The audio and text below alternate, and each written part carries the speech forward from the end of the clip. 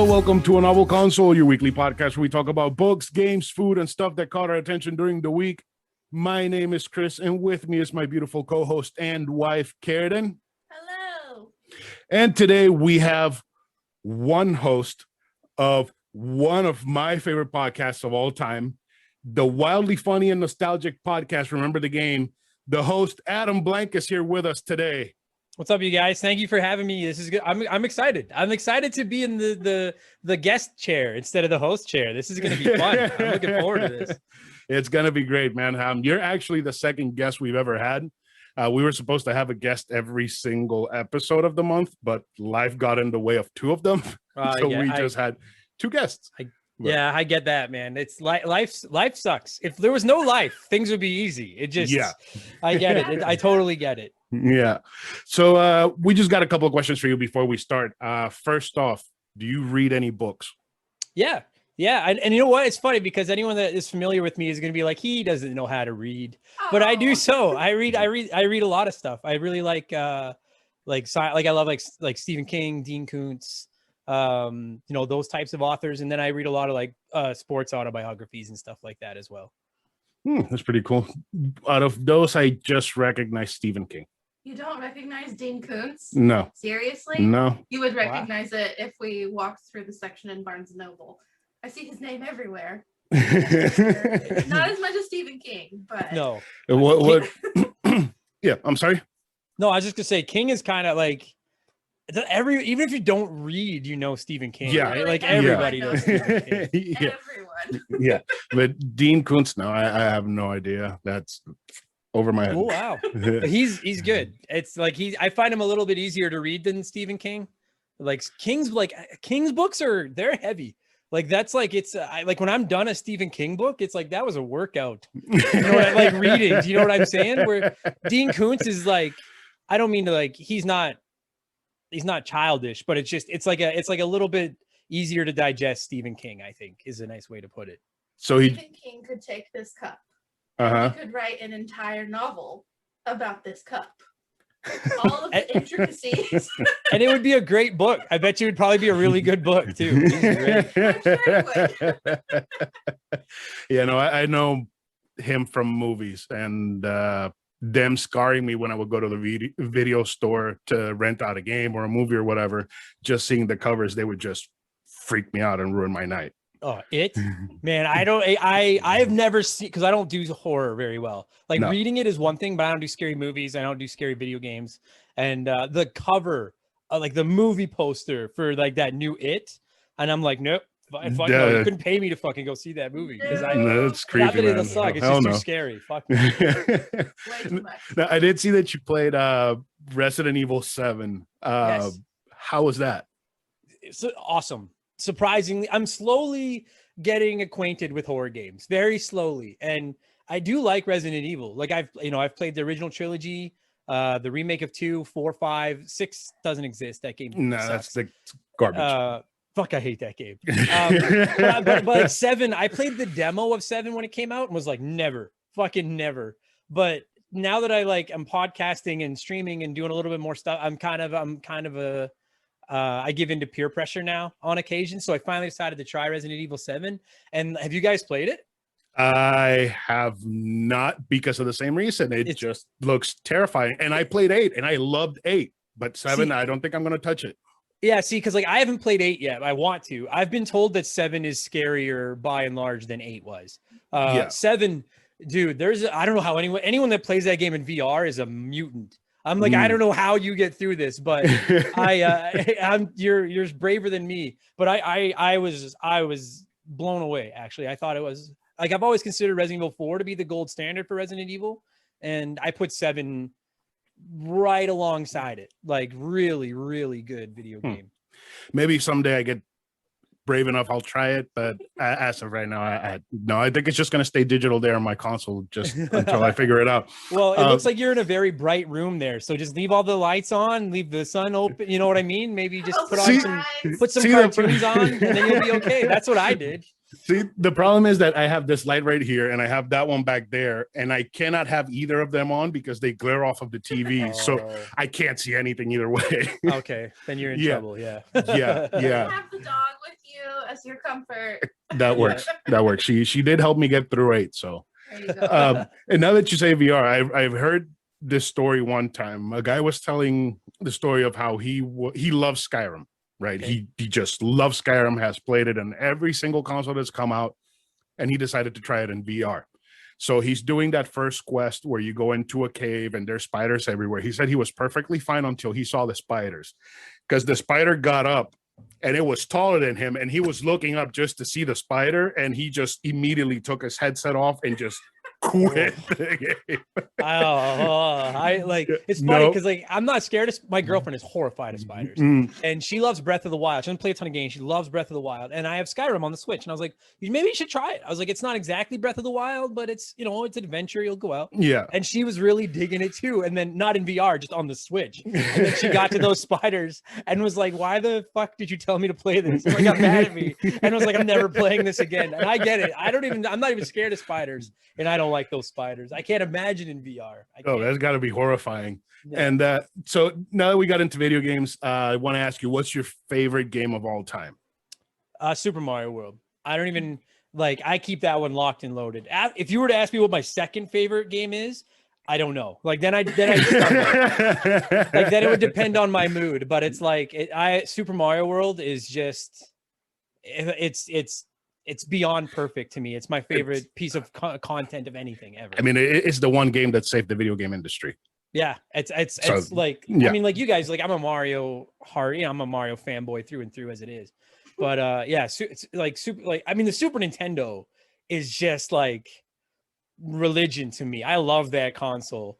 But Super Mario World to me is like the creme of all the cremes that come with the Super Nintendo.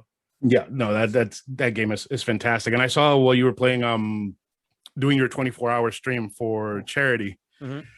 Dude, you just blazed through that game. Like yeah, it was borderline scary how fast you were going through that game. Well, it worked out awesome because like near the end of I knew I wanted to finish the 24 hours with it because it's like I could play that game. Literally, I was sleeping in my chair, but I can play that. Like I've played it so many times. And it actually worked out really well that like when I finished it, when I beat Bowser and they cued the credits, we were like 2 minutes away from the 24 hours. Like I did not plan it like that, but it just worked out so well. I probably like, I'm sure you got like, do you guys have a game that you play like I played at least once a year, probably twice a year, Super Mario World? For me, it's Star Fox 64. Okay. Since I have it on the 3DS, I just go blaze through it. Whenever I'm having a bad day, just 45 minutes, get through it. That's it. Yeah. Comfort food. Yeah, no, it's what it is, man. It's what it is. I get that. Yeah, but I was Ubering that day and I had the stream going on the little window. And I was just looking at it. I would just stay staring at it while I was at a red light. People would be like, "What are you doing?" It's like, "Oh, sorry," and I would just keep driving. Of course, I mean, it was one. It was for a good cause. It was for a good cause, and you know, Adam's really good at the game.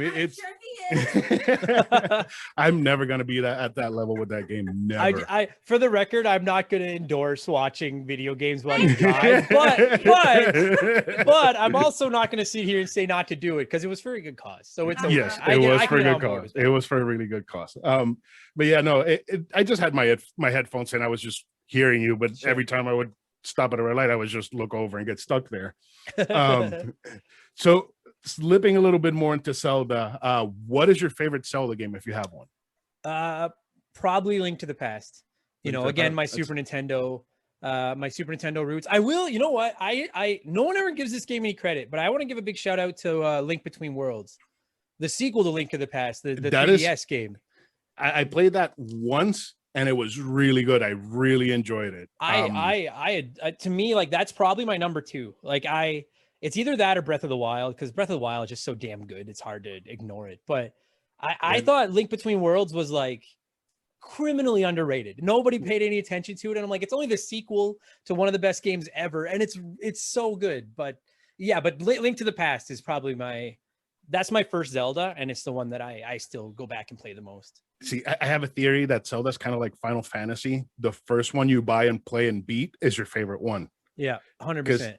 because mine is Link's Awakening. Okay.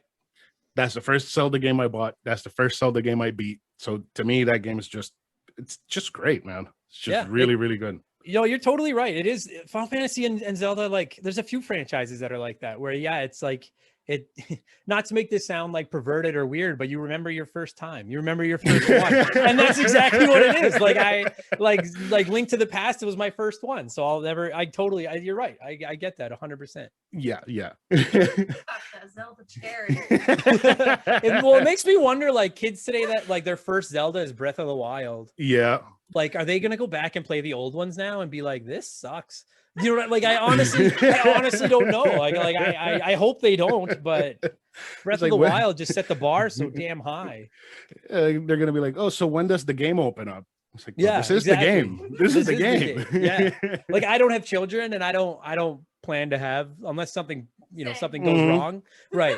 But if I ever did, I've always said, like, they'd start with an NES, just like me. I'd be like, you don't even know these other systems. These are for adults only. You got to play some get your roots, because I want to callus up your thumbs with the old games, and then when you pick up these games with a checkpoint every 8 seconds, then this is a walk in the park. You know what I mean? All right. So I think that's enough of that for the intro. So let's go ahead and get into discussion time.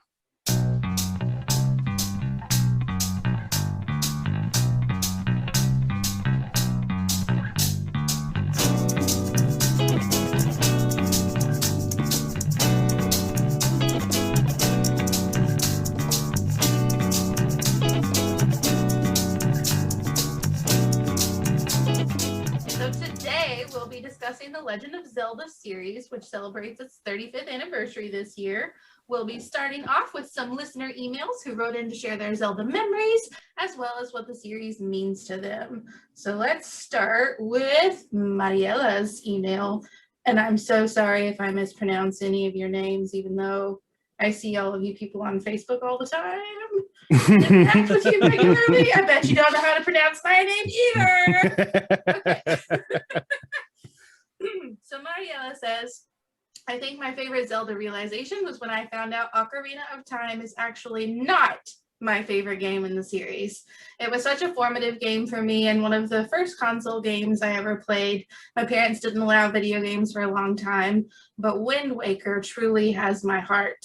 I know that game by heart. I spent countless hours just sailing around. I felt so connected to all the characters in the game. I even invested a lot of time reading fanfic about Medley and Prince Komali because I refused to accept they would never be together. There's Zelda fanfic. There's fanfic about everything. I mean, it's like porn. It's fanfic and porn for everything. Fanfic is gross. What? Fanfic is gross. Gross. It's so wrong. It can get. Adam, what do you think about fanfic? I don't remember at the beginning of the show where you asked if I read. I can't read. I've never read I agree with you, dude. Like, to each their own, and Mazel tov, live your life. But you're right. It gets a little bit. It gets a little fucking crazy, man. I have only read fanfic once, and it was Harry Potter fanfic, and I was so scarred. I never divulged again. Anyway. That sounds terrible. Mariella also says, the hill I will die on is that Wind Waker is the best game in the Zelda franchise and should have been made accessible on the Switch, but instead we got the weakest, least interesting game in HD. Yeah, she was referring to Skyward Sword there. She, for some reason, everyone hates Skyward Sword. I've never played it, so I don't know. Same here. It's I consider myself a fair weather Zelda fan. I've played about 2/3 of them. I never played Skyward Sword. I will say though, the Wind Waker is awesome. Wind Waker's in my top 5 for sure. Based on the art alone, I adore Wind Waker. It's so gorgeous to look at. I love that game. Why didn't you show me that one if it's pretty? I have to show it to you. Okay. I planned on it, but the thing is that there's no manga for it, so. I mean, I didn't have to read it, but. I mean, planning this whole month out has been kind of a journey. But I do agree with her. Wind Waker does need the Switch port. It needs it. Billion%. Yeah. %. Like, just like, I'm not coming down on Nintendo for taking all these Wii U games and putting them on the Switch, because I like the Wii U, but I know that only like 8 people owned one, so give other people a chance to play those games. Yeah. Wind Waker would be so at home on the Nintendo Switch, like for the exploration and stuff like that. Oh my, it'd be so.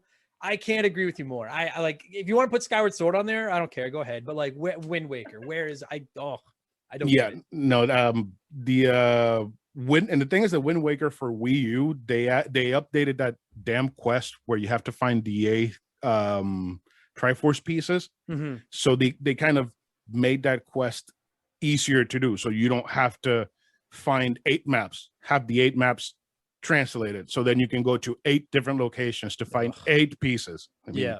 So just because they did that upgrade to it, they should just push it out on Switch. I mean, Yeah. it's gonna sell. People love the game. I did not to. I'm not. I'll shut up in a minute. I'm not trying to derail the show, but I just the thing with like, I'm a little shocked that they haven't put more Zelda on this. I mean, everyone was expecting more at E3. We didn't get it and stuff like that. The only thing that I can think is that they're like, well, we really want to try to sell Skyward Sword, and if they go and announce like Wind Waker or Ocarina of Time or insert your favorite Zelda game here, no one's gonna buy Skyward Sword because they're like, well, we forget this. The good ones are coming. Do you know what I mean? And like, so I'm kind of holding out hope that they're like, we're going to get Skyward Sword out. We'll give it a couple months to sell. Hopefully we can convince some people to give it a try. And then in the fall, they'll be like, oh yeah, by the way, here's a couple more. Like, I'm hoping that that's what they're doing. I can see that. And that has been the general consensus online. They're just pushing out Skyward Sword for it to sell. And then the rest is just going to be one huge bundle like they did with Mario. Yeah.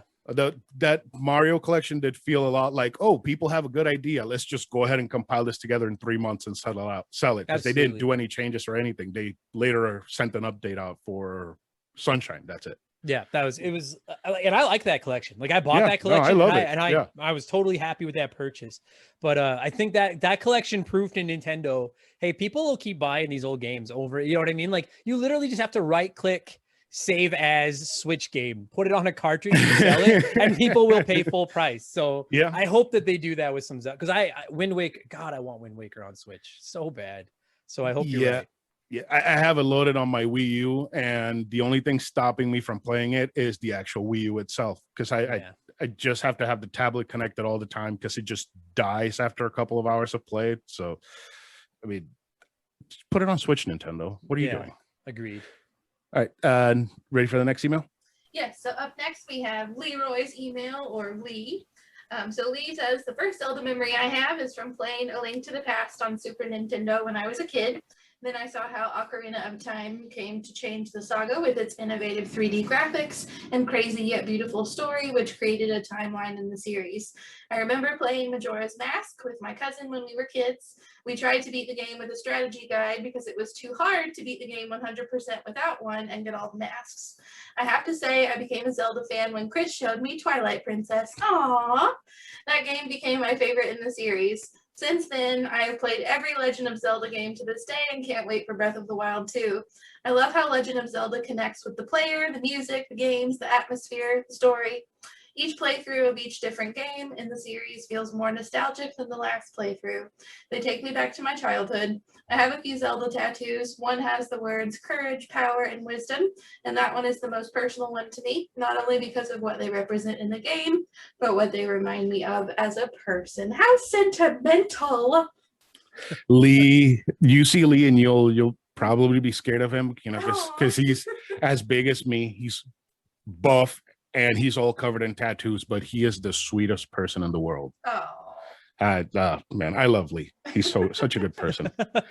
I do remember lending him Twilight Princess. He was so obsessed with the game that he beat it twice before he returned it to me. Wow. And that was in like 3 weeks. So he loved the game. GameCube or Wii? GameCube. Fuck yeah. That's the way to play it. Yeah. That's the way to play it. Yeah. Fucking Wii. I'm not gonna go down that rabbit hole today. Fucking Wii. I have never heard that side of you before, hating on the Wii, man. I hate that, dude. I'm a Nintendo fanboy to the utmost degree, but God, I hate the Wii so much. I hate that fucking thing. Just the waggling, man. It's just terrible. I hate it. Now, you also don't hear that Twilight Princess is someone's favorite Zelda game. No, that surprised me. Like, I mean, sure. Like, I thought Twilight Princess was fine. Like, it's probably middle of the pack for me personally, but I don't think there's nothing, objectively wrong with it. No, no. It wasn't my first. That's all. Yeah. It didn't pop the cherry. That's all it is. At that point, I'd been around for a while. So yeah. No, I played that, and I think I was in high school when that came out, and I thought it was great. Just another Zelda story. That's it, pretty much. Yeah. And do you have any tattoos based on games or something that you really love? Like, for example, I have my BioShock tattoos and I have a Kingdom Hearts tattoo. Oh, what's your BioShock tattoo? What is it? Oh, the chains, man. That's fucking sick. I love BioShock. That's fucking sick. So good, man. It's such a good game. I have the Ninja Turtles. My left arm is a sleeve of it. Oh, that is dope, man. You can't see all of them, but my left arm is actually, we had to stop mid sleeve because the world said you weren't allowed to do anything anymore. So I have to get back to that. But that's the only one I have so far. I'd really like to get a Mega Man tattoo. I just haven't figured out what yet. But yeah, that's one that I have on my list too, a Mega Man tattoo. And that he's so cool, man. I fucking love Mega Man. It's so great. Oh yeah, I have a bunch of Mega Man Funko Pops all along that wall. But that's awesome. Yeah, I'm not gonna move the camera because it's a bitch to set back up. You have a tattoo based on something you love. I have a Lord of the Rings inspired Smaug tattoo on my ankle. Nice, dude. I love that. I like. So many people talk about tattoos and when old people, I guess, got to call a spade, old people. They're like, how are you going to feel about that when you're old? And how do you know what I mean? And it's like, dude, yeah, exactly. I'm like, I'm 37 and everyone that like, I know, and everyone like, from my generation and younger, like they're it's normal now. It's not a big deal. It's just like, I saw a comic once that said, it was something along the lines of like, you'll be the only old person without tattoos someday. Right. You know what I mean? Like if you're the one that doesn't get them, you'll be the weirdo that does it. Instead of being the weirdo with all the tattoos, you'll be the weirdo that doesn't have any. So like my general rule of thumb is I tell people, if you come up with an idea, give it 3 months. Like if there's something you really want, you're like, this will be a great tattoo. I'm like, give it 3 months. And in 3 months, if you still think it'd be a great tattoo, do it. Cause I'll tell you, man, there are some tattoos that I wanted when I was like 18 that I didn't get. And now I'm like, oh, thank fuck. Like, thank fuck. So just give it a couple of months. I wanted to get a Nickelback tattoo when I was in high school. I shit you not. Okay. I'm sure you love Nickelback as a Canadian. You know what? Actually, because I'm from Edmonton. Yeah, they're here. And I will say, listen, I actually like, I'm one of the rare, I'm like, I don't hate Nickelback. A lot of people hate them. I'm like, I like Nickelback. They're not terrible. They're not terrible. No, they're not. I wouldn't want a tattoo of them. but they're not terrible. I'm glad I didn't get that one, but I do still love them. I just don't want them represented on my body. Yeah. I get that. Well, I still want an Avenged Sevenfold tattoo, so that's better. That's better. It's better than Nickelback. It is better than Nickelback. They have like cooler logos that you could get. It's a skull with wings. Oh, all right, so we have more emails. Yes. All right. So I actually have an email from Dave. Dave says, "Greetings, good people. I very much enjoyed your Zelda content this month. A few things come to mind.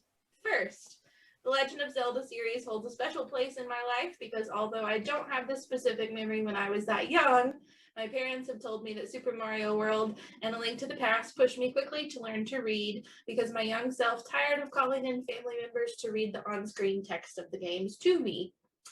I'm assuming English was not his first language. He was a child. He didn't know how to read. But where is he from? Oh, he didn't know how to read in general. Yes. Oh my God. He was a child.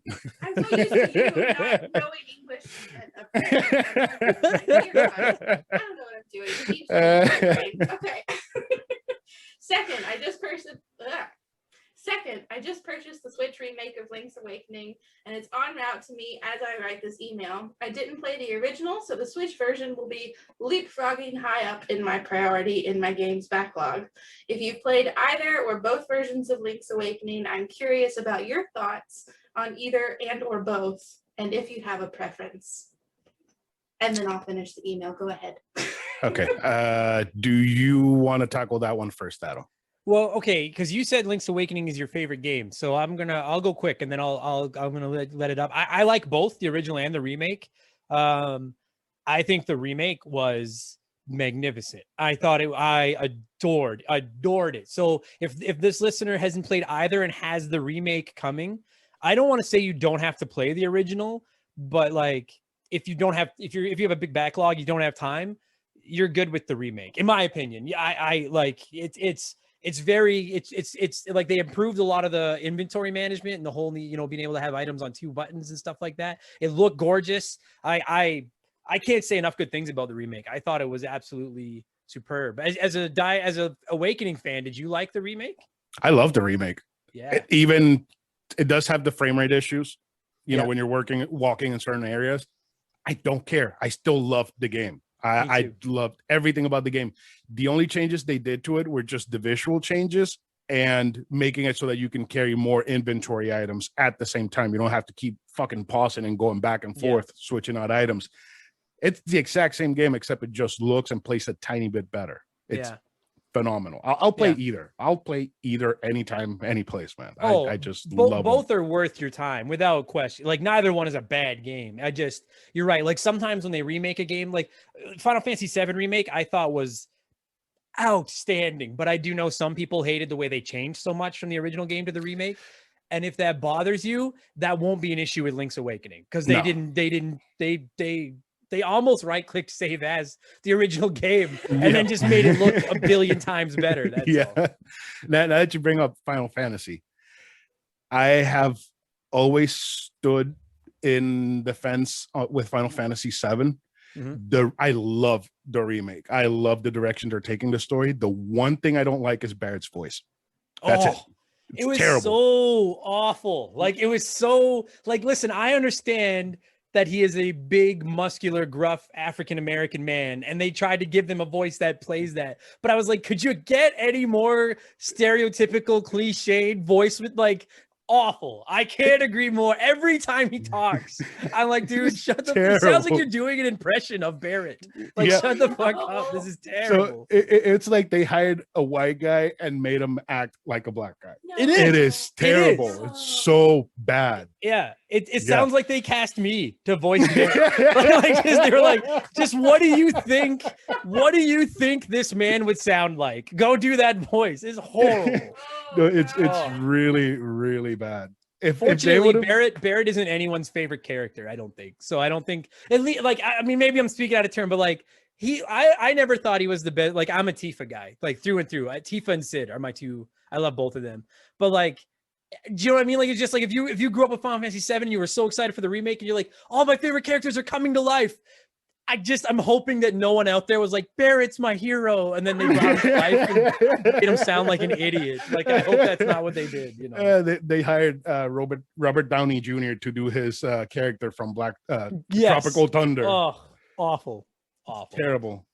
He did do a movie where he was in blackface, acting as a black character. You're shitting me. Yeah, no. Tropic Thunder. It's Tropic Thunder, the movie with I've never seen Tropic Thunder. Oh God. Terrible. It's a pretty bad movie. I hate that. I hate that fucking movie. Actually, it is so bad. Heard of it, but, and it's like that movie came out in the line of in the period of time where comedy like that was starting to become unaccepted. Yeah. So it's like the last. Squeezed in that last one. Yeah, it was so bad. Yeah. All right, you got more from Dave? Yes. Yeah, so lastly, Dave says, drawing the Master Sword in A Link to the Past remains a fairly short but iconic moment in the Zelda game.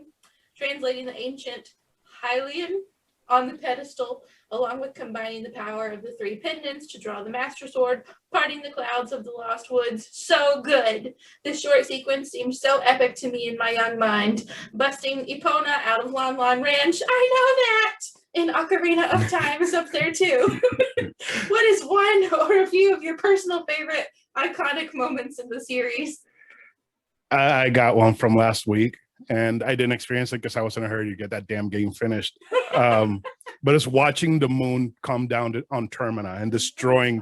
Terrifying. It's terrifying, but watching the moon destroy Termina, that is awesome. even though you fail. It is It's so the best cool. way to fail ever. Yeah, just die by the moon. What about you, Adam? I mean, I agree. Actually, like that moment with the map, like that's because that moment is like probably the reason Link to the Past is my favorite Zelda game. That first time I got the Master Sword out with the 3 pound, I thought that was like the coolest thing. Or another moment that speaks to me is I'm not the world's biggest Ocarina of Time fan. You know, I don't hate it, but it's not. I don't love it. I'm very critical of the 64. I always have been. So I don't love that game. Yeah. But the first time he becomes adult Link, where I think it's where you pull out the sword and then it does all this crazy shit, and then when it's done you're like a grown-up. Yeah. And I will say, as much as I'm critical of Ocarina of Time, to me that's one of the most iconic moments in video gaming history. I just love that moment so much. I made you watch that thing once. I don't think you paid attention to it. I said, Prior to Zelda last yeah. I definitely didn't pay attention if I wasn't required to. I grabbed the 3DS and I showed it to her. I was like, okay, look, this is video game history right here. Yeah. She didn't pay attention at all. Oh jeez. My girlfriend's the same way. I could show her, I'd be like, look at this, and she's like, I don't care, fuck off, leave me alone, go play your games.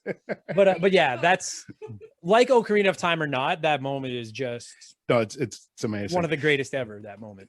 Now, if you don't like it on 64, I would say play it on 3DS. I do greatly prefer it on 3DS. I feel like it stays the same because the development team decided to keep the same bugs from the original and port them over to 3DS, but it just for some reason just feels so much better. Yeah, it really does. Agreed. You know, it's really not an epic moment in the manga. Mhm. He's a kid on one page, you turn the page, and he's an adult. Boom. It's over. No transition. Barely. The manga, it's lacking. It's okay. All right, so Dave also says, P.S. Count me in that group of people who never made it past the water temple in Ocarina of Time. I really should get on that.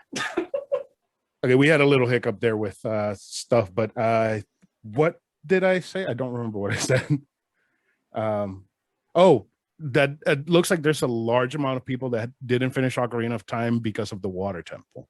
Oh, well, which is a fair reason not to finish that game. Fuck that temple so hard. God, fuck that temple. But I mean, that thing is like, I don't really care for Ocarina of Time, but like, if you're gonna play, like, that's it. That would be, in my opinion, that's like not finishing like Mario 64 or not finishing. That's just one of those you gotta play. It's one of those must plays. You have to play it. You have to play it. Yeah. It's on the list.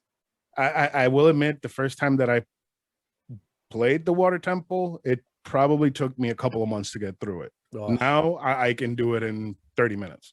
Yeah, it's because there's just some keys that are hidden that you have to, go back to raise the water levels to a certain spot and go get them. But I've had a long-standing stance that water ruins everything in video games, whether it's a swimming level, whether it's a fucking water temple. Echo the Dolphin can suck a balls. Anything with water, I normally hate it. So the water temple, power through, because the rest of the game is worth at least once. Yeah, power through the fucking water temple. For last week's episode, I was rushing to finish the game. We even released the episode a day late because of it. We went to get dinner, and on the way there, I was playing the last trials before you get Majora's Mask, before you get the Fierce Deity Mask, and there's one that's swimming. I was ready to break the 3DS, and I don't get gamer rage at all. I do not rage, and I was fucking raging over that bullshit. I don't know what it is about swimming that just doesn't translate into, and like in the odd game where it does, you're like, this is magnificent. So more issues. I hardwired the computer, so hopefully this stops. And Adam was in the middle of saying how hard water levels suck. Yeah, again. And I'm done. I don't want to get angry for the rest of the podcast. So just water levels by and large aren't fun. That's my point. Yeah, terrible. All right, what's the next email we got? This is the final email, and then we have a very, very short snippet that's not a full email, but that's okay, because this email's real long. Okay, so this final email is from Sarah. Sarah says, I'm Sarah D. Quoto, and I'm sending this email to you about my experience with the Legend of Zelda franchise. First of all, I'm sorry for any inconveniences in my writing. English is not my first language. It's okay, Sarah. It's not mine either. What? It's not mine either. You just played way too many video games. In my childhood, when I started to play video games, it was the time of the 5th generation video game consoles. I only had the first PlayStation and Game Boy Color, and I only knew the Legend of Zelda game via Nintendo magazines, and I wasn't much interested in the Nintendo 64, and even less in the Legend of Zelda Ocarina of Time. One day, I saw the ads for the next game for the Game Boy Color, and something caught my attention: The Legend of Zelda, Oracle of Season, and Oracle of Ages. There was something about those games that I wanted to play. I don't know if it was because of the aesthetic being more anime looking, or because it was different, or because I could play in my Game Boy Color. So I went to buy the Oracle of Ages, and when I popped the cartridge into the Game Boy, I watched the intro and I was blown away. I played that game so much that I got very far into the game, even though I could not finish the game the first time. Then I decided to get the Oracle of Season with the guidebook. I enjoyed playing those two games so much. For me, they are still top tier games, but the funny thing is, those two games were developed by Capcom and published by Nintendo, so in theory, I haven't tasted what a Legend of Zelda game really is. After that, I didn't play any other Legend of Zelda game until I got my hands on Wind Waker when I saw it in Walmart, marked down for like $10 or something. I played it for a ton of hours, but I got stuck a lot of times because of the vast ocean that the game offered. This damn water. Yep. And the thing is, it doesn't have any underwater levels. No, not at all. After that, I kept buying other Legend of Zelda games like Twilight Princess for Wii, The Phantom Hourglass, and the Spirit Track for Nintendo DS. Time passed, and when I was in college, the 3DS game came out, and I heard that Nintendo made the Legend of Zelda Ocarina of Time, so I wanted to see why it was one of the most popular titles in the franchise. I played it, got stuck in the water temple, I hated it so much, came back and finished the game. I see why fans love it so much, because at the time of Ocarina of Time's release, 3D polygons were an innovation, along with the story, the mechanics, and all the secrets. But for me, Ocarina of Time couldn't beat the Oracles of Season and the Oracles of Ages, not until they announced Legend of Zelda Skyward Swords. By that time, the Legend of Zelda reached its 25th anniversary, and with that came the announcement of Skyward Sword and the Legend of Zelda 25th Anniversary Special Orchestra CD. I have great ears for soundtracks, movies, games, series, anime, etc. And when I heard the main theme of Skyward Sword, I cried. The game hadn't come out yet, and the main theme gave me so many emotions that I wanted to play the game so bad. The game has its ups and downs when it comes to the gameplay mechanic department, but when it comes to story, oh my gosh, that is so deep, so emotional. It was the beginning of everything. This game overthrows the Oracle game so hard in so many ways. Why are you laughing? It's the one that nobody likes. Oh no, Yeah, Sarah likes it. Sarah's opinion matters. It does. I'm not saying it doesn't. It does. After that, I bought the Hyrule Historia book, mangas, and other merch. Stay away from the manga. Don't waste your money. I kept buying more games like The Wind Waker HD, A Link Between Worlds, and Twilight Princess HD. I became a fan of the franchise. I love it so much. Then Breath of the Wild came out, and I bought it with the Switch when it came out in 2017. It's the first fully open world game in the franchise, and I love it. So many things that you can do with few limitations.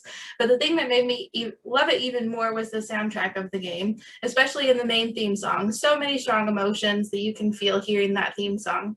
Now I am waiting for the sequel of Breath of the Wild to come out sometime this year or next year, depending on Nintendo. Well, this was fine. This is all I have for now with Legend of Zelda franchise, and I want to thank you for giving me this opportunity to tell you about my experience. Sarah. There we go. All right. So first off, I know you played the Oracle games. Yeah, I played Seasons. I never played Ages, not because I didn't want to. I just never had. All I had was Seasons. But yeah, shout out to Sarah, because I think I want the Oracle games remade like Link's Awakening. Probably more than I want Breath of the Wild 2. Like I'm excited for Breath of the Wild 2, but I love Oracle of Seasons. I think that is such a phenomenal little game. And yeah, fucking huge shout out. I don't know if I would say Skyward Sword is better. That's a hot, I respect that take, but that's a hot take. Oracle of Seasons fucking owns. So yeah, that game is awesome. Sarah is full of hot takes. Yeah. So I read her email, and I had no idea what she was talking about intro, because I never played those games when they came out. I did buy them and I had them on the 3DS. So I went, let me just check out the intro. The intro's awesome. Yeah. It is badass. It's Link riding Epona, getting to the castle, and then being sucked into another world by the Triforce. It's crazy. Yeah, they're dope. Yeah, and in the Game Boy Color, that shit must have blown everyone's mind that saw it back then. Mm-hmm. And you know what? I never realized Capcom made them until we covered them on my podcast about a year ago. I had no idea Capcom, and it's like that seems insane. Like but before I did that episode, if you had bet me that Capcom made a Zelda game, I would have been like, dude, I will bet my house that Capcom didn't make a Zelda game. And I'm like, holy shit! And they're really good. Like, because you said Link's Awakening is your jam. Like, yeah. Oracle of Seasons plays a lot like Link's Awakening. I really like the 4-season mechanic. I think that's such a cool idea. So I'm gonna have to get on that, because from the little bit that I saw it play, like I didn't even play, because I just watched like the intro and like the first 5 minutes of the game, and that's it. And from what I saw, I really liked it. But that is, I think, the first Zelda game Capcom made, because they did do the A Link to the Past GBA game, and you're right. And I think they did Minish Cap too.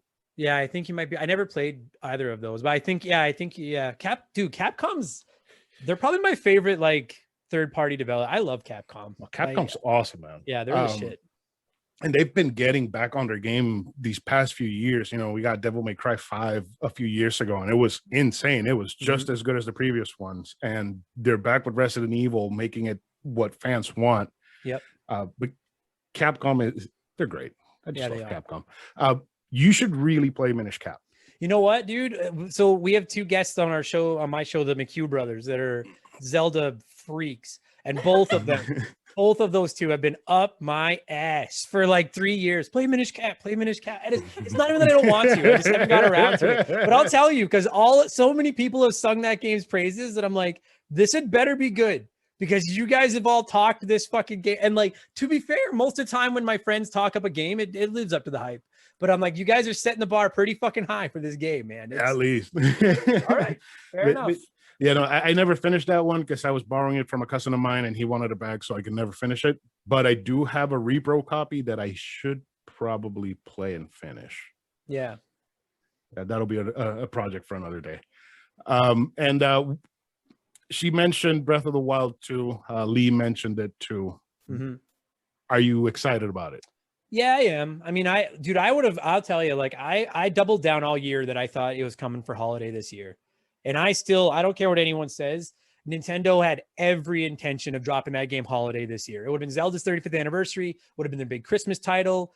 Every star aligned. But the one thing, and people can crap on Nintendo for charging too much for their old games and for the crappy online and for all the weird decisions they make, and they're all fair criticisms. But the one thing Nintendo does is you can buy a Nintendo product and know that you're not going to get a broken game. And I meet, like, they take a lot of pride in that, and I think that shows in their games. And so, dude, Breath of the Wild 2, I don't know if it's an exaggeration to say that is like, I don't know if it's the most anticipated video game of all time, but it is it's on that list. It is a big deal. Like, it is the sequel to a game that many people think is the best game ever. Like, it's a big deal. And I don't know how you can't be excited for it. I want them to take as long. I don't care if we don't get it till 2025. Like, I would rather you take your time and don't fuck this up, because they can't fuck that game up. No, the expectations are too high. They cannot fuck it up. See, the only problem that I have with it, and it's not with it, it's with everyone else, is that Breath of the Wild came out. It was huge. It was awesome. Everybody loved it. Then copies started coming out. Yeah. Genshin Impact, Phoenix Rising. Phoenix Rising was the one where Ubisoft basically just fucking re-released Breath of the Wild, but put different. Yeah, exactly. Assassin's Creed has become Breath of the Wild. Yeah. So that's my worry, is that it's gonna come out and it's just gonna be another game in a bunch of games that are almost exactly the same. Yeah, they're in a tough spot because if they try something different and it doesn't work, then do you kind of get like an Adventures of Link on the NES version, like where everyone's like, "What the fuck? You changed, like, we hate this. Go back to what it was." But if they play it safe and just make another one like the first one, people are going to be like, "We've played this. Give us something." Like it's Yeah. I wouldn't want to be responsible for that fucking game, man. No, no, man. I tell you, somebody in that team is not sleeping well. Yeah. And it probably has a few bad habits to cope with the pressure. Yeah. But I'm to answer your question, like I assume you're excited for it as well. Like how can you not yeah, how exactly. can you not be, right? I mean, I'm a little bit more excited about Metroid than Zelda, but I am Me still too. excited about Zelda. Metroid wants to come out. Metroid wants a whole month dedicated to itself. Oh, No, it'll just be me talking about how much I love That's fine. Metroid.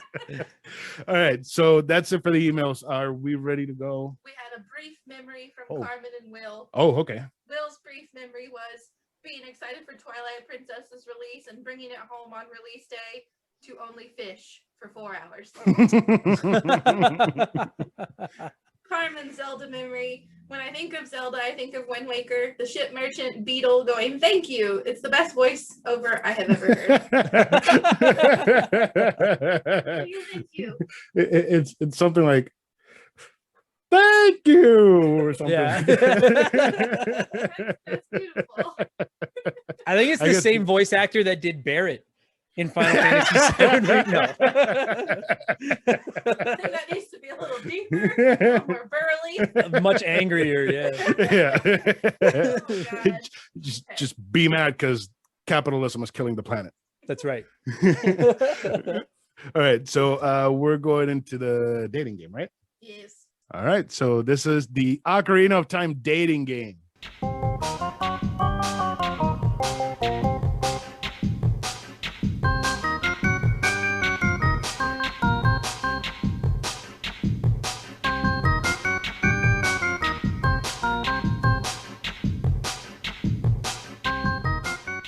In this game, I am going to present the both of you with potential matches from The Legend of Zelda Ocarina of Time, and you both have to decide who you would date.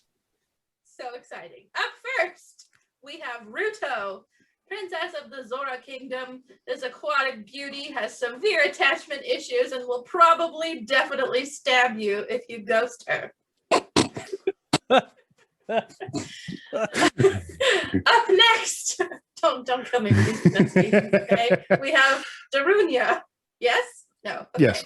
This man loves to party. He can eat down to a nice foresty tune while eating. Wait, no, he can get down to a nice foresty tune while eating delicious rocks from Dodongo Cavern. He might crush you with his pelvic thrusts, but he will take care of you afterwards. Okay. Up next, we have Impa. This woman has a bloodline sworn bond to protect the royal family of Hyrule at any cost. She probably won't text back after if the princess has a cold because, well, they're more important than you. She does have a giant sword. That's going for her. Then we have Zelda, the princess of Hyrule. She is duty-bound to her kingdom and her people. Depending on her current reincarnation, she will be completely obsessed with you or completely indifferent. We cannot guarantee which one she will be if you choose her. She might also be a literal child. We also cannot guarantee that she won't be a child or she will be an adult. Okay, then we have Talon. This Mario-esque looking rancher loves naps and milk, specifically in that order. He loves to cuddle with chickens and will make you find his favorite 3 for a grand old prize of 1 bottle of milk. You're always going to be second to the chickens. Then we have Link, the exact definition of the strong and silent type. This man or boy, depending on the timeline, will always listen to you, do what you ask without questioning what it is. Yes, even that thing. Like Zelda, we cannot guarantee that he won't be a literal child. Then we have Skull Kid, a child that got lost in the forest and died. He just wants to make friends. Won't you be his friend? Fuck. Then we have 2 more. Ganon, a very evil man, king of the thieves, might be a literal giant pig monster with hooves and tusks and dragon's tail and stanky breath. He will steal the Triforce for you, but will make his wish first, and you might die. We also cannot guarantee that he will not be in the giant pig monster form. Then we have, last but not least, Saraya. No, it's not Saraya. You kept correcting me every time. How is it? Sorry. Saria. A child of the woods who is also the sage of the forest. So she might not really be a child. She might be a 1,000-year-old lady, but still look like a child for some reason. It's creepy. We cannot guarantee that if you pick her, the FBI won't put you on a list. So, out of all these upstanding folks, who would you date? Adam? Fuck. I'm fuck. That's a really good option. Now the thing is like I can't remember her name, but I actually really did like the Zora girl. Ruto? Yeah. I really did like her. And I'm like, well, if I date her, then maybe she could teach me how to not hate water levels There you go. in video games. That's brilliant. But then when you brought up Zelda, I'm like, well, Zelda, because like I just would straight up, like my plan in high school was to marry a rich old lady. And then when she kicked the bucket, I would be rich.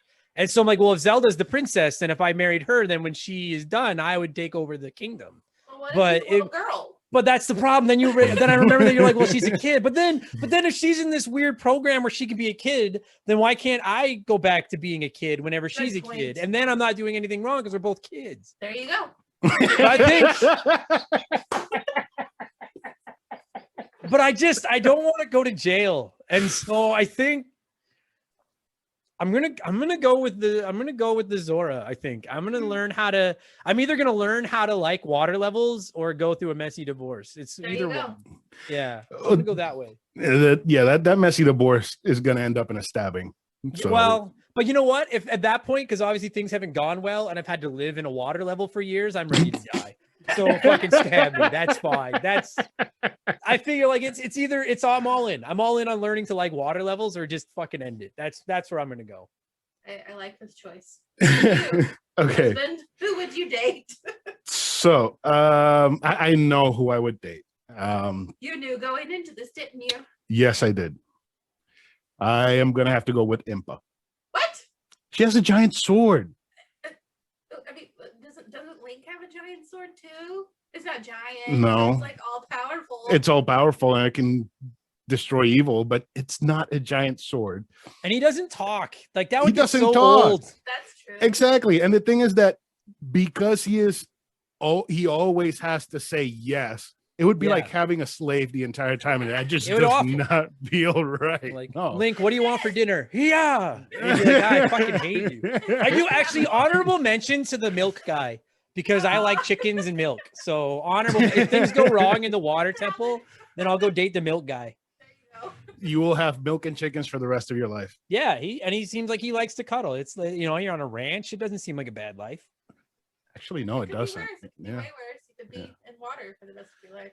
Yeah. Man, Adam, you really fucked yourself in that one. I know. I'm either dating a child, a woman that's going to try to kill me and drown me, or a man that loves chickens. None of these all suck. I might just go date Ganon. A giant pig monster. Yeah. Yeah, no. I would like to hear from the listeners who they would pick. And if you're gonna pick Saria, please don't write in. We don't want that kind of attention. So I guess that's it for the oh wait, actually, who would you pick? Oh, Yeah. Lord. Oh. Not the water girl, because I thought she looked like a mushroom in the manga. I don't know why. Her head looked like a mushroom to me. Can I pick someone not on the list? Who? No, because he wasn't in Ocarina of Time. Oh gosh.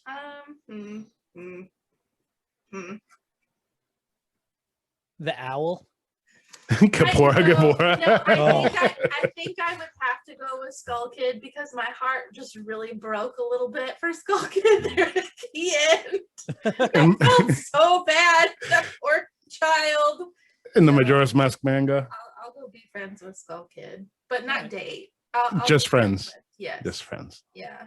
And just because you're friends with him, that means he's gonna deface a tree with an image of you and him holding hands just That's because you're cute. friends. It's so weird. My heart broke for that poor kid. It's such a weird series. I love it. I love it. An interesting experience for an outsider, let me tell you. Yeah. Yesterday she tagged me on something that popped up on her Facebook, and it was something along the lines of 20 things you didn't know about Majora's Mask. And her thing is reading. She doesn't play any video games at all. Podcast, not the games. No. But the thing is, it was something that Facebook suggested for me, not even something that he shared. I'm like, fuck it.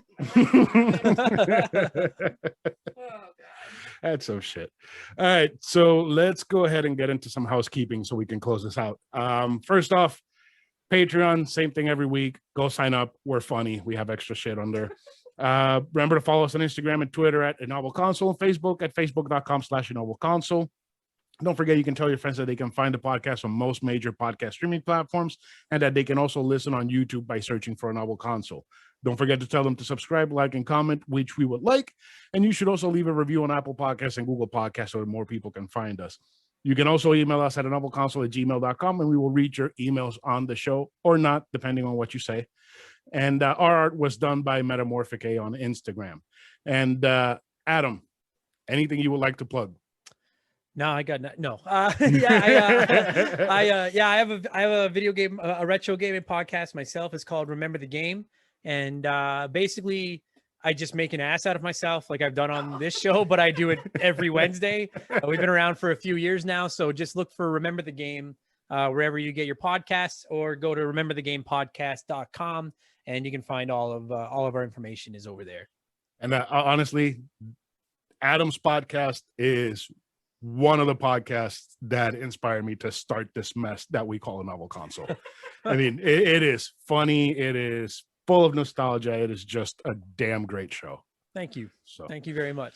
No, thank you, man, for being on to talk Zelda, even though you only love A Link to the Past and no other game in the series. But, this was, man, I gotta say, like, this was a lot, like, when you originally asked me, because I love talking video games, and when you asked me, I was like, hell yeah. But I always get nervous, whether we're talking Zelda on my show or whether I'm on somebody else's show. Zelda makes me nervous because I know how diehard and how passionate that fan base is, and I'm like if I listed my top 10 favorite franchises, like, Zelda would be a contender for, they'd either be at the bottom of the top 10 or they'd be one of the top honorable mentions. Like, I like it, I don't love it. And so I was nervous because I was like, dude, I'm going to come on your show, I'm going to talk about how much I hate Majora's Mask, everyone's going to fucking yell at me, and then it's just going to do more harm than good. But we survived. This was fun, and I don't think we pissed too many people off. No, just Sarah. Maybe Just people that like swimming levels, and you're fucking weird. But everybody else, but no, Zelda, like, dude, it's an institution of a franchise. It really is. Like, if you were going to dedicate a month of your podcast to a franchise, it's the only, I think I truly, is Mario the only other franchise that I think is maybe on that iconic level of Zelda? Yeah, Mario, Zelda, maybe Sonic, maybe. Yeah. Like, it's a gaming institution. Like, yeah. It's required gaming. Everyone should have to play at least a couple of these games. Definitely, man, definitely. Yeah. And you said, because I originally asked you for Majora's Mask, and you said, I'm not a big fan of Majora's Mask. I'm like, okay, that's cool. I need somebody for the discussion, so the discussion works. And then I started looking for people to play Majora's Mask. Really, no one's a fan of Majora's. Either I hate the game, or I don't know anything about the game, or I don't know how to play the game. Yeah, dude, it's probably the number one game that has been requested for us to cover on Remember the Game, and it's to a point where I've kind of put it's like one of the unofficial rules of our our community. I'm like, because I don't want to. I truly hate, and I mean this, I hate it when people go online and just shit on something other people like for the sake of shitting on it. Do you know what I mean? Like, I'm a big Crash Bandicoot fan. And I know not everybody likes Crash Bandicoot, but it's like, if you don't like them, then, like, why come into stuff where I'm talking about how much I like them and be like, Crash Bandicoot sucks and you're an idiot? Do you know what I mean? Like, just ignore me. Like, just go play the stuff you like. And Yeah. so I don't want to spend an entire podcast shitting on Majora's Mask because I know there are people that love that game. I've tried it so many times and I love the concept of it, but I don't get it. Like it just doesn't click with me and it makes me so fucking mad sometimes. You know, God. I played that game when it came out. I rented it from Blockbuster. I didn't get it. I got it for 3DS. I didn't get it. I got rid of it. I bought it again and I said, okay, I need to play this fucking game for the podcast. So I'm going to sit down with a guide and I'm going to beat the game. Yeah. I loved a lot of things about the game, but I hated a bunch of things about the game. Like Yeah. the swimming is fucking terrible. Yeah. Yeah. But the only thing to me that held that game together was the story, because it's not a typical Zelda story, and everything that they do and all the liberties that they took making that story, it paid off. It's great, but It's God, well, but you brought up Breath rough. of the Wild too, and like Majora's Mask, it might be just as good of example as Adventure of Link on the NES, where it's like if they Majora's Mask Breath of the Wild 2, like if they just go completely off the fucking page and try something totally different, and half the community is like, this is awesome, and the other half of the community is like, you fucked this up. What are you doing? And it's like if you're if you're Shigeru Miyamoto and you're Nintendo, like, do you do that? Like, do you take a chance like you did with Majora's Mask, or do you just play it safe and do more of the same? And I like, even as someone that doesn't love Majora's Mask, I kind of want them to take a chance with Breath of the Wild 2 and do something different. I feel like Zelda's a stable enough franchise that they could try something new, and if half the people hate it, it'll be fine. Go back to just make another one next time and you'll be fine. Yeah, because people have been complaining about how the series has been stale for, I don't know, the past 10, 15 years. Yeah. I mean, everybody was complaining with Twilight Princess came out. Oh, it's the same thing as Ocarina of Time, which is the same thing as A Link to the Past, which, you know, it's almost the same thing as Wind Waker. You know, get 3 things, get Master Sword, get 5 more things.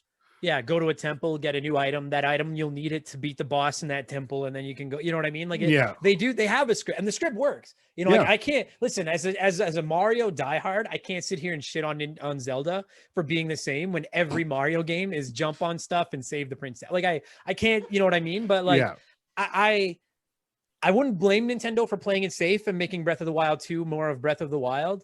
But I would, even if I don't end up liking what Breath of the Wild 2 is, I would love it if they decided to just be like, you know what, let's take a chance. Like, if there's a guy that I have faith that can take a chance and make it work, it's Shigeru Miyamoto. So like, I have faith in them. I think it'll be fine. Definitely, it's gonna be fine, and I can't wait for it to come out. Just same. God. But until then, we have Metroid Dread, which is going to be fucking buddy. Dude, I'm not trying to derail the month of Zelda, but I can't fucking wait for Metroid Dread. Sell the month is over. It's officially over. It's Metroid month now. I can't wait for that fucking game, man. Oh, it's gonna be so great. Are you gonna do the thing where you play through all the Metroids, the ones in the series 1, 2, 3, 4, leading up to the release? I don't know. I mean, because I've played the original, I've played Super Metroid, I've played Metroid Fusion. I only played Metroid Fusion a few months ago, and I adored it. I was blown away. I expected to like come out and be like, that was pretty good, and I came out being like, I think that's my favorite Metroid game. Like, I think I like it better than Super Metroid, and I love Super Metroid too. So I think the only one of the original storyline I haven't played is Metroid 2, which is the Game Boy one, right? Yeah, but they did remake that for 3DS called Samus Returns. It is good. I think they did rely a little bit too much on the counter mechanic, but it is still a really, really good game. Yeah, and it's from the same people making Dread, so killer. Yeah, I mean, I might track it down and give it a chance. And like, I never played Metroid growing up. I got into Metroid older, later on in my life. Yeah, and it's a great fucking franchise, man. Yeah. I wish Nintendo, like, listen, I'm an F-Zero diehard, and F-Zero is dead. Like, Nintendo's forgotten that F-Zero exists, and so I sympathize with Metroid fans that are like, they don't care about our series, but I'm over here with the F-Zero fans being like, shut the fuck up, because we're dead in the water. But Metroid is a dope franchise, and I hope that I think most people, Dread was the game most people were excited about coming out of E3. And I hope, and I think it will knock it out of the fucking park. And I hope that it's what Nintendo needs to kind of like, well, yeah, people like this fucking franchise. Let's do more of this. I really hope that's the case, because Yeah. I agree with people that think Nintendo's playing like, I get why, like, if it's going to cost you $50 million to make a Mario or to make a Metroid, you're going to make more money on Mario. I understand that, but like, I agree with people that are saying Nintendo is really leaning heavy on Mario, Zelda, Pokemon, and they're really kind of ignoring some of those the lesser franchises. And I wish they would go back to some of them, or give them to another studio that give them to Capcom. Dude, you know how many like smaller studios would give their left nut to fucking get a chance to make an F-Zero game or a Punch Out game or something, you know? There was a campaign not too long ago to give Metroid to Way Forward. That would have been fucking awesome. Yeah. Way Forward would have done an amazing job with Metroid. But agreed. It's back. Man. You guys are getting your game. Like I'm happy. Like I'm happy because I like Nintendo and I want to play it.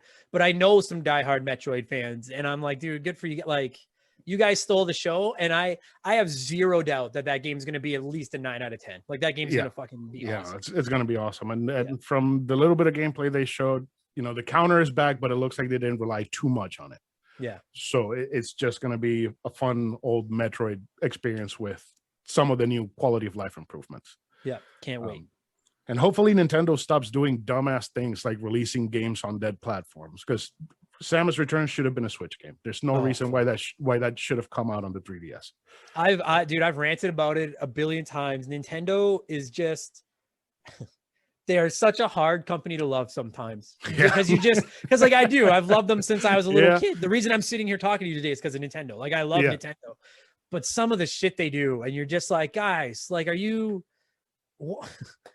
I honestly don't know if they think they're doing the right things, or if they're just like, let's just see how much we can fuck with people and see if we can keep getting their money. And because we're gonna keep giving them our money, but I'm just like, dude, what? It's 2021 and you don't have voice chat in your online service. Like, it's 2021. Yeah, what are you doing? You have to download an app.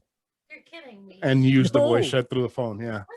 That's how I was playing with Sarah Mario Kart. We were playing through the app because we could not.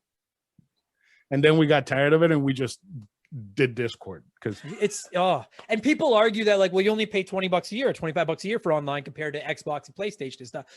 You're right. But it's like, well, then give me a service that's worth what I pay for Xbox or PlayStation, and I'll gladly pay you what I pay those guys. Just give me a service that's worth it. Like, happily. I don't want leave the $20 service for people that only want to pay the $20, but for people that want a real service, like, fucking Nintendo, man. I can't. I could do a whole separate podcast. I feel like you know what they are. They're the wife or the husband that you've had for 30 years, and you know each other and you love each other and you can't go without each other. But there's some things that you're just like, why do you fucking do this? And that's how I feel about Nintendo at this point. Yeah, I like that analogy. They make me mad. Anyways. All right, so that's it for this week's episode. Do you all want to say goodbye? Bye. Goodbye, everybody. Thanks for having me, you guys. This was a lot of fun. Thank you. Yes, thank you. No, thank you, man. We really appreciate it. And next week. Normalcy. Whatever that is. So what? Goodbye, everyone. No, it's been an interesting journey for me, for sure. Yeah, you learned. I learned way more than I wanted to know. All right, well, goodbye, everyone.